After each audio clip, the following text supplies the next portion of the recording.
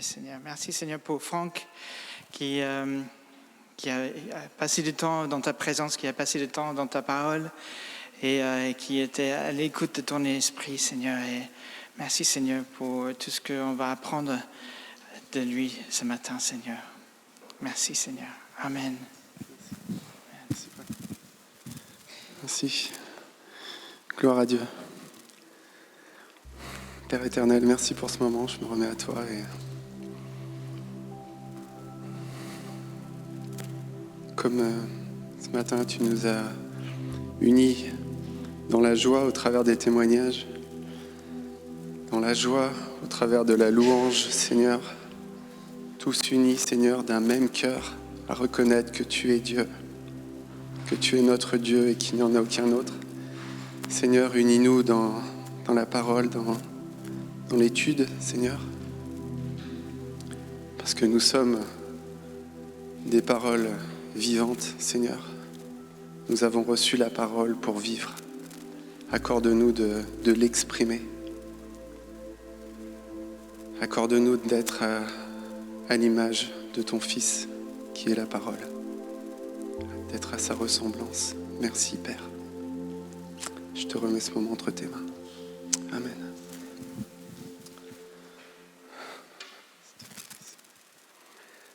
Alors, la dernière fois que j'ai eu l'occasion de vous parler, c'était pour le mariage de Bonne et Saturnin. Gloire à Dieu, merci pour ce couple. J'ai vraiment reçu du Seigneur de parler de la bonne nouvelle pour eux.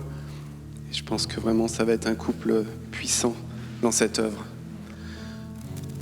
Je vous avais parlé aussi du souffle qui est donné à l'enfant quand il sort de sa mère pour se mouvoir dans ce monde. Ce souffle de vie qui va l'accompagner durant tout son séjour sur terre. Ainsi, comme je vous disais, tant que l'homme a le souffle, il demeure vivant. Il demeure vivant dans les royaumes qui sont ici-bas. Et je vous faisais le parallèle aussi avec la personne qui est née de nouveau, qui est née d'en haut. Vous savez, c'est le même mot. On est né d'en haut. Je trouve que c'est plus parlant que dire né de nouveau, même si ça l'est aussi. Un enfant dans le monde physique, il va sortir du ventre de sa mère avec de l'eau, avec du sang. Il sort des eaux et marche dans l'alliance, dans la lignée de ses pères. La personne qui est née d'en haut est sortie aussi des eaux, des cieux, qui est à un niveau supérieur, celui de l'esprit. Et cet enfant-là sort pour marcher en tant que fils, en tant que fille, dans la lignée du premier-né, Jésus-Christ, dans la lignée de son Père céleste. Cette personne qui est née d'en haut reçoit le souffle de vie, le souffle saint qui va l'accompagner durant tout son séjour sur terre. Et comme il est écrit dans la parole, tant que la personne a le souffle, la personne demeure en vie. Avec le souffle saint, il est équipé pour marcher. Qui peut marcher sans souffle? Il est équipé par l'Esprit, le Seigneur lui-même. Cet Esprit va l'accompagner pour être en conformité avec la volonté de son Père Céleste, avec la parole qui sort de sa bouche, avec la parole qui maintient toute chose. Ainsi comme à la création, dans Genèse 2, verset 7, nous lisons « L'Éternel Dieu forma l'homme de la poussière de la terre, il souffla dans ses narines un souffle de vie, et l'homme devint un être vivant. » Cette personne sanctifiée, donc mise à part, régénérée par l'Esprit, est comme une nouvelle créature. En parallèle, je vous lis 1 Corinthiens 15 au verset 45. C'est pourquoi il est écrit, donc pour ceux qui prennent les notes, pardon, je vais un peu vite. 1 Corinthiens 15 au verset 45. Le premier homme, Adam, devint une âme vivante. le dernier Adam est devenu un esprit vivifiant. Alors dans certaines traductions, ce mot vivifiant signifie qu'il devient un esprit qui communique la vie. Un esprit qui donne la vie, aussi dans la version Stern.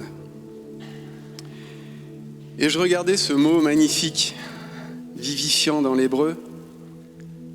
Je l'ai trouvé dans Ésaïe 26, au verset 19. Ésaïe 26 au verset 19 nous dit « Que tes morts revivent, que mes cadavres se relèvent. Réveillez-vous et tressaillez de joie, habitants de la poussière. Car ta rosée est une rosée vivifiante, et la terre redonne le jour aux ombres. » Magnifique. Peut-être sommes-nous, selon ce verset, un peu de poussière sur laquelle une rosée vivifiante s'est posée un jour, afin que nous soyons réveillés pour subsister. Réveillés, donc debout, car porteurs en nous de l'esprit de résurrection. Un esprit vivifiant et aussi un esprit porteur de la véritable lumière. Ils marchent ensemble. La véritable lumière, celle par et pour laquelle toutes choses ont été faites, sur la terre comme dans les cieux. La véritable lumière, celle du jour 1, le jour de l'unité. Cette véritable lumière, comme nous dit la parole, ramènera toutes choses avec le Seigneur lui-même. Unira. Un esprit vivifiant porte et répand une lumière de joie, de bonheur, comme il est écrit dans Ésaïe 26, de vie qui travaille, cet esprit travaille pour la restauration de l'humanité dans son union avec le Messie. Pour continuer sur la naissance d'en haut, je vais vous lire aujourd'hui, bien sûr, Jean, chapitre 3, où nous voyons quelqu'un qui apparaît uniquement ici. Alors peut-être que je me trompe, mais je n'ai vu cet homme, Nicodème, c'est son nom, que dans Jean. Il apparaît trois fois dans Jean. Donc je vais prendre la première. J'ai pas le temps de tout aborder, mais aujourd'hui on va juste voir Jean 3, donc de 1 jusqu'à 4. Je vous laisse prendre vos Bibles. C'est vraiment important, je reviens dessus, que vous preniez vos Bibles, parce que là on va prendre le temps d'aller dans les mots. On va regarder, on va faire du mot à mot. Donc celui qui n'a pas la parole sur ses yeux, il ne va pas pouvoir suivre. Jean 3, de 1 à 4. Mais il y eut un homme d'entre les pharisiens. Surprenant. Des fois, on penserait peut-être que certains pharisiens ne sont pas venus à Christ. Ben, voyez, Nicodème est venu à Christ. L'apôtre Paul aussi. Donc, il y a bien des pharisiens qui sont venus. Cet homme, donc nommé Nicodème, un des chefs des Juifs, qui vint, lui, auprès de Jésus, il vient de nuit, et lui dit « Rabbi », Rabbi signifie maître, « Nous savons que tu es un docteur venu de Dieu, car personne ne peut faire ces miracles que tu fais si Dieu n'est avec lui. » Jésus lui répondit, en vérité, je te le dis, si un homme ne naît de nouveau, il ne peut voir le royaume de Dieu. » Nicodème lui dit, « Comment un homme peut-il naître quand il est vieux? Peut-il rentrer dans le sein de sa mère et naître ?» En lisant ce passage, on peut penser, mais pourquoi Jésus lui parle de nouvelle naissance, alors que cet homme n'a fait que dire « Rabbi, nous savons que tu es un docteur venu de Dieu, car personne ne peut faire ces miracles que tu fais si Dieu n'est avec lui. » Et Jésus lui parle de la nouvelle naissance. Je trouve une réponse surprenante mais quand on y réfléchit bien, elle est complètement adaptée, bien sûr. C'est le maître qui a répondu. Prenons donc la première partie de ce qu'a dit Nicodème. Rabbi, donc maître. Nous savons que tu es un docteur venu de Dieu. Nicodème dit et reconnaît, je pense vraiment, il y en a certains qui l'ont fait pour essayer de renverser le Seigneur dans ses dires, mais lui, je pense vraiment qu'il l'a dit avec sincérité et avec vérité du cœur. Il a appelé le Seigneur maître parce que vraiment il le considérait en tant que tel, en tant qu'un enseignant venu de Dieu.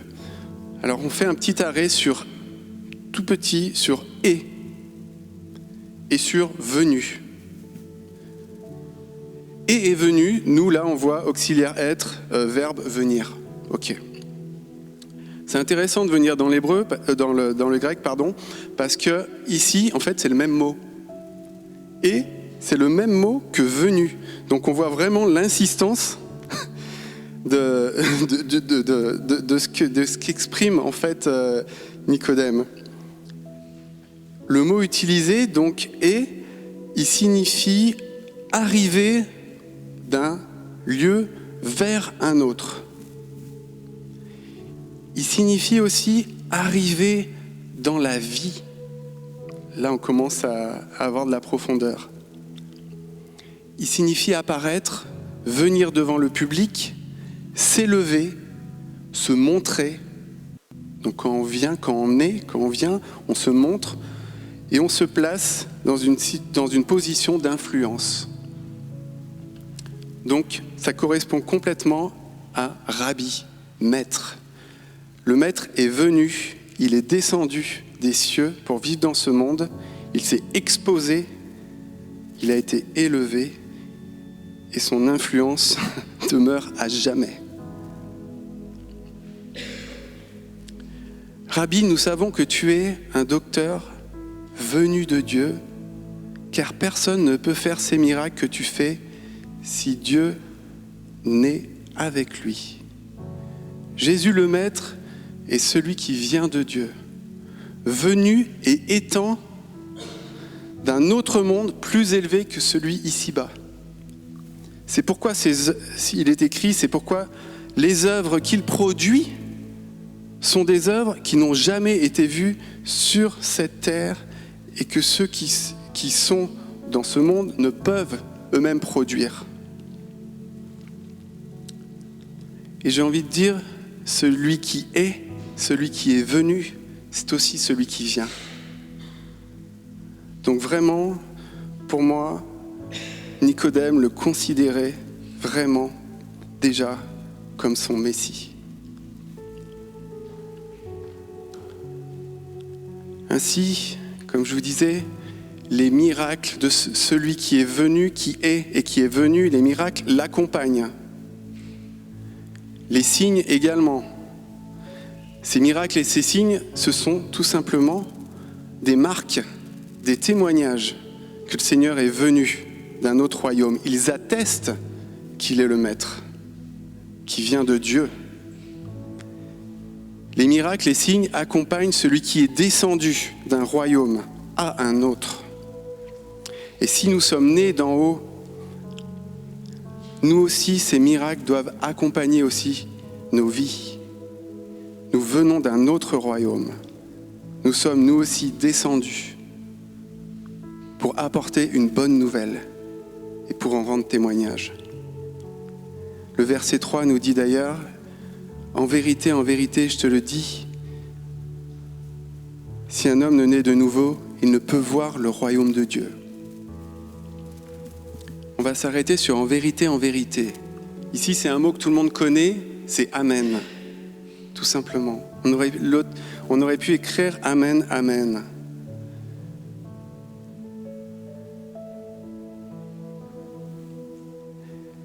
L'Amen, il est la vérité.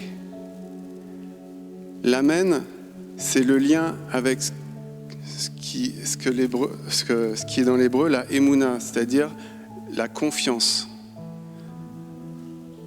Donc ici, celui qui prononce ces paroles-là si un homme ne naît de nouveau, il ne peut voir le royaume de Dieu. Cet homme-là, nous on le sait, il est la vérité. Il est l'amen, donc celui à qui il nous est demandé de faire confiance. Et ces paroles-là sortent de sa bouche. Celui qui prononce ces paroles-là n'a rien à voir avec le mensonge. Donc nous pouvons mettre notre confiance pleine. Nous pouvons nous ouvrir vraiment, ouvrir nos cœurs à cette parole. Si un homme ne naît de nouveau, il ne peut voir le royaume de Dieu. Voir le royaume de Dieu. Je vous ai dit, on allait faire du mot à mot. En regardant dans le grec, voir, ça va plus loin. Parce que si vous voulez, je peux être à l'extérieur d'une maison et voir la maison. Mais je ne suis pas dans la maison. Mais ici, voir nous inclut à l'intérieur de la maison. Voir, bien sûr, ça signifie tourner les yeux. Tourner les yeux de son cœur, peut-être. Son esprit également. L'attention, avoir de l'attention vers quelque chose. Observer, examiner, inspecter. Là, déjà, on va plus loin. On inspecte. Quand on inspecte une maison, on rentre dedans. Mais ça veut dire aussi voir. Celui qui ne peut voir le royaume de Dieu, ça veut dire aussi qu'il ne peut l'expérimenter. Être dans un état ou une condition où il le découvre, où il le visite. Là, on est dedans. Donc, quand on est né de nouveau, quand on est de nouveau, on voit le royaume, on expérimente, et on l'a vu ce matin par les témoignages, merci Seigneur, on expérimente de l'intérieur, on voit, on visite, on a passé la porte pour rentrer. Avant, l'homme, il regardait tout ce qui était ici-bas. Et son désir se portait vers les choses terrestres, qui sont considérées ici-bas comme élevées, comme des richesses, soi-disant. Mais depuis sa nouvelle naissance, il voit autrement.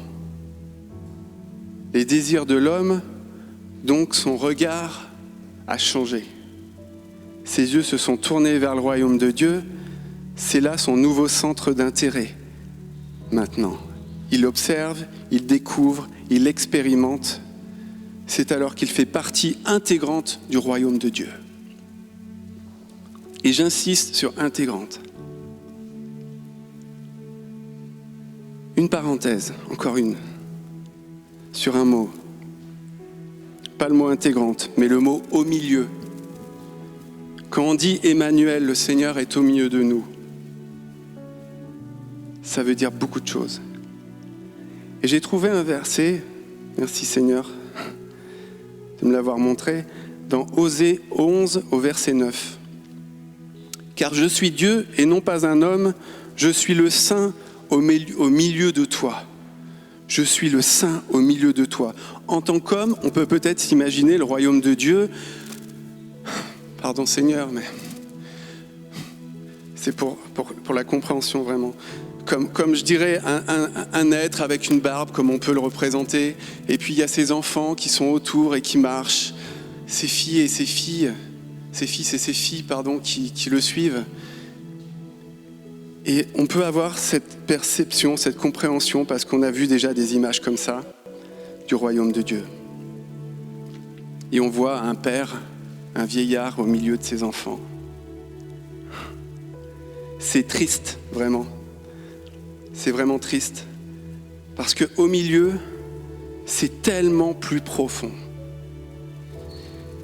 Au milieu, c'est un mot qui est utilisé, par exemple, pour un petit bébé qui est dans le ventre de sa mère, dans ses entrailles.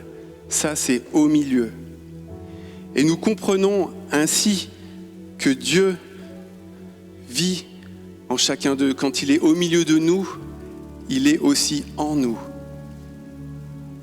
comme un enfant dans le ventre de sa mère. Mais au milieu signifie aussi comme étant le siège, le centre de toutes ses pensées et de toutes ses émotions. Ainsi, j'ai envie de dire, en tout cas pour moi, ça me dépasse complètement. Parce que lorsqu'on dit Emmanuel, Dieu au milieu de nous, pour ceux qui sont nés d'en haut, ils expérimentent vraiment le royaume de Dieu, c'est-à-dire que Dieu, oui, bien sûr, marche avec eux, il est autour d'eux, mais il est aussi en eux, en chacun d'eux. Il est le centre de leurs pensées, il est le centre de leurs émotions. Donc, Dieu est même au centre de leurs âmes. Dieu habite autour et jusque dans l'âme de ses enfants. Je referme la parenthèse. Reprenons Jean 3. Si un homme ne naît de nouveau, il ne peut voir le royaume de Dieu. Et arrêtons-nous maintenant sur le mot « nouveau ». Alors, je l'ai déjà dit plusieurs fois, mais je le répète. Pour moi, ça me fait du bien, donc je me dis pour vous aussi. Le mot « nouveau » va aussi complètement dans le sens de « être » et de « venu ». Donc vous vous souvenez, être et venu, c'est arriver d'un lieu vers un autre, arriver dans la vie et se montrer. Et ce mot nouveau, il nous en donne la direction, en fait. Donc aller d'un endroit vers un autre, mais on peut aller à droite, à gauche, mais là, c'est du haut vers le bas. Parce que nouveau, ça signifie ça.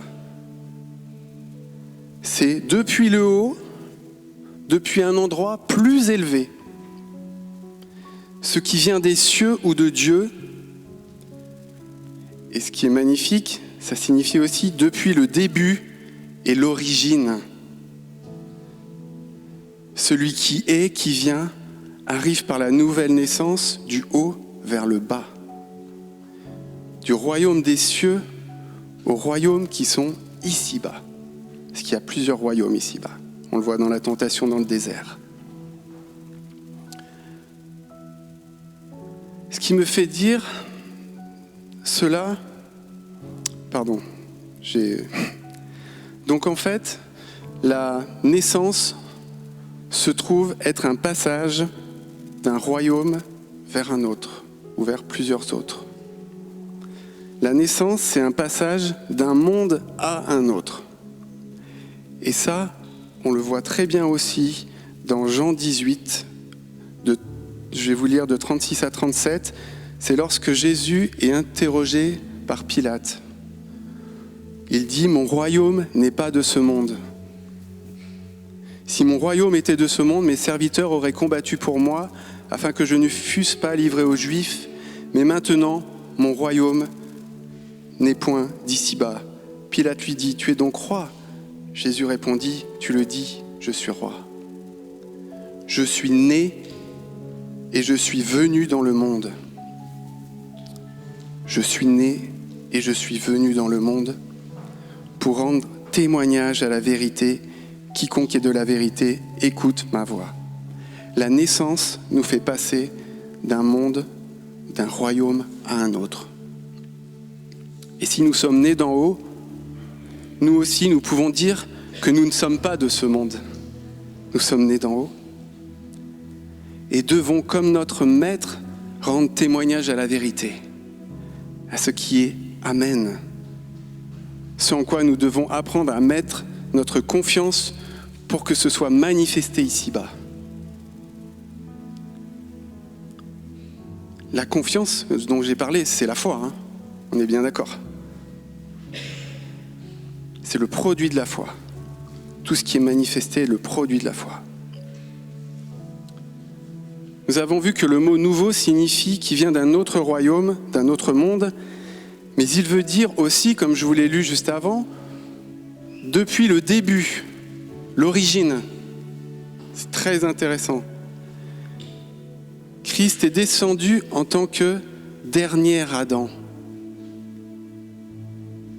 comme le premier-né d'une nouvelle génération, afin que vienne à sa suite une multitude de fils et de filles de la même nature que lui. d'une nature en accord avec le céleste. Et c'est ce que nous pouvons lire après par la suite, au verset 5 de Jean 3. En vérité, je te le dis, si un homme ne naît d'eau et d'esprit, il ne peut entrer dans le royaume de Dieu. Celui qui naît d'eau et d'esprit, il a la nature du royaume. C'est pour ça qu'il peut y rentrer. Sinon, il n'a pas les vêtements pour, il va dehors. Ce qui est né de la chair est chair, ce qui est né de l'esprit est esprit. Ne t'étonne pas que je t'ai dit, il faut que vous naissiez de nouveau. Nous sommes en Christ des nouvelles créatures régénérées. En Christ, dans le dernier Adam, qui est sans péché, nous retrouvons une position comme avant la chute du premier Adam. Nous revenons comme au début, à l'origine. Nous retrouvons la relation, l'union avec notre Père. Ce que le péché a voulu séparer n'est plus. C'est reconstruit par le dernier Adam. L'unité dans la relation est reconstruite. Même la nature même de l'être. C'est pour ça qu'on a accès. Il n'y aura pas un seul péché dans le royaume de Dieu. Pas une seule chose qui puisse le séparer de ses enfants. Jean 8 au verset 23 maintenant, je vais vous lire. Vous êtes d'en bas, moi je suis d'en haut. Vous êtes de ce monde. Alors, pardon, je suis allé un peu vite. Jean 8 au verset 23, ça fait suite en fait à ceux qui voulaient lapider la femme adultère. Et notre Seigneur dit, vous êtes d'en bas, moi je suis d'en haut. Vous êtes de ce monde, moi je ne suis pas de ce monde. C'est pourquoi je vous ai dit, vous mourrez dans vos péchés. Ceux qui restent d'en bas meurent dans leurs péchés.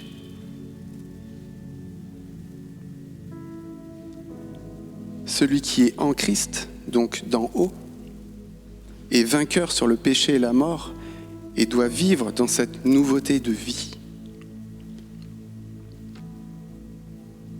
C'est ce qui est exprimé dans de nombreux versets, mais je vais vous le lire dans Éphésiens 2 au verset 1.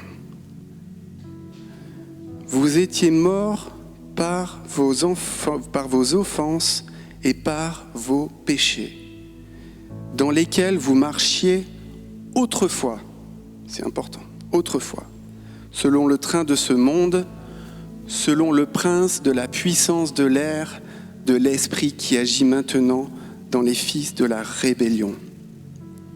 Et nous voyons ici qu'il n'y a pas que le Seigneur qui insuffle un souffle dans les narines de ses enfants. La mort, elle aussi, insuffle son odeur de mort dans les narines. Et là, on voit aussi, peut-être, il doit y avoir quelque chose, je pense, au niveau des narines. C'est une porte d'entrée, en tout cas les narines, pour la vie comme pour la mort. On le voit ici. Comme je vous avais parlé aussi des yeux et des oreilles, mais voilà, je vais pas revenir dessus. Vous marchiez autrefois selon le train de ce monde, selon le prince de la puissance de l'air, de l'esprit qui agit maintenant dans les fils de la rébellion. Donc la mort insuffle elle aussi son souffle dans les narines de ses fils rebelles, alimentant même leur rébellion, afin qu'ils fassent aussi la volonté de leur père, le menteur, et produisent aussi les œuvres qui vont avec, les œuvres de mort. Donc là encore, on voit combien l'ennemi copie, falsifie complètement tout ce que le Seigneur fait. Je vais juste terminer par une chose. Encore un mot.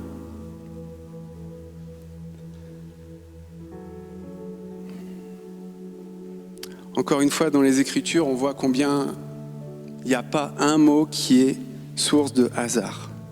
Chaque mot a été posé. Chaque personne que le Seigneur a rencontrée n'était pas un hasard. Cette personne qu'il a rencontrée, c'est Nicodème ici. Et j'avais envie et quand je songeais, je me disais, mais Seigneur, il y avait des foules autour de toi. Des foules qui se pressaient les uns aux autres. Il y avait tes apôtres qui étaient là, que tu enseignais aussi dans le secret. Mais tu as donné cet enseignement à Nicodème. Pourquoi cet homme ? Pourquoi ce pharisien ? Nicodème, Démos. Alors Nikos, je me permets une petite note d'humour, il y en a certains qui en ont au pied. Parce que Nike, ça vient de Nikos. Nikos, c'est la victoire. C'est pour ça qu'il y en a qui en ont au pied. C'est une marque des sportifs. C'est la victoire, mais pas juste une victoire, allez, on gagne une bataille. Hein. Ça va plus loin. C'est une victoire totale. Et Démos, c'est le peuple. Nicodème, Démos, révèle par la nouvelle naissance le peuple victorieux qui a la victoire totale sur la mort. Magnifique. Magnifique Seigneur, merci pour ta parole. Total, c'est 1 Corinthiens 15, total.